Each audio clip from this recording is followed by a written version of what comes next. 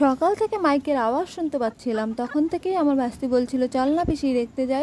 বিকেলবেলা তাই বাচ্চাদের মতো আমিও রেডি হয়ে বেরিয়ে পড়লাম। নদীর পাড়ে গিয়ে দেখি এত লোকজন, আমি তো কিছুই জানতাম না যে আমাদের পশ্চিম দিকে ফুটবল খেলা হচ্ছে। আজকের ওয়েদারটা বেশ সুন্দর, তাই না? দেখতে ভালো লাগছে। অনেক বছর আগে এসব জায়গা পুরোই ফাঁকা ছিল। অ্যাকচুয়ালি বলতে গেলে এটা নদীর পাড়।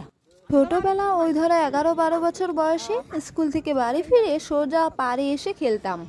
আর জন্মের আগে এই পাড়টা শুদ্ধ বলে নদী ছিল। তোমাদের তো বলতেই ভুলে গেছি, এটা কোন নদী? এটা হলো মহানন্দা নদী। আমি এদিকে খুবই কম আসি, শুধুমাত্র ছট পুজোর সময় আসি।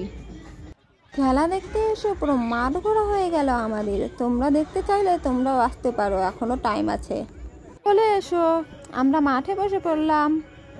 যতগুলো দোকান বসেছে তাই ভাবছে কোনটা খাবো কোনটা ছাড়বো। আর তো শুধুমাত্র 20 টাকা এনেছে। অনেক ভাবনা চিন্তা পরে খাবার কিনে নিল।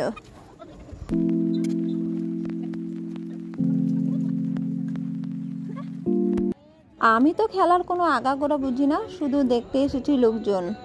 তাদের হাঁটাহাঁটি করবো বলে চলে এলাম। দেখছি আমাদের পাড়ার ছেলেগুলোও খেলতে যাচ্ছে। তাদেরকে জোর গলা বলছি বেস্ট অফ লাক।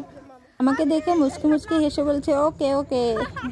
তারপর একটু নিচের দিকে নামলাম ভিডিও শুট করার জন্য।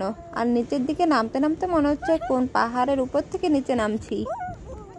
একটা রিলস বানাতে বানাতে দেখছি বৃষ্টি পড়ছে, তাই বাড়ি চলে এলাম।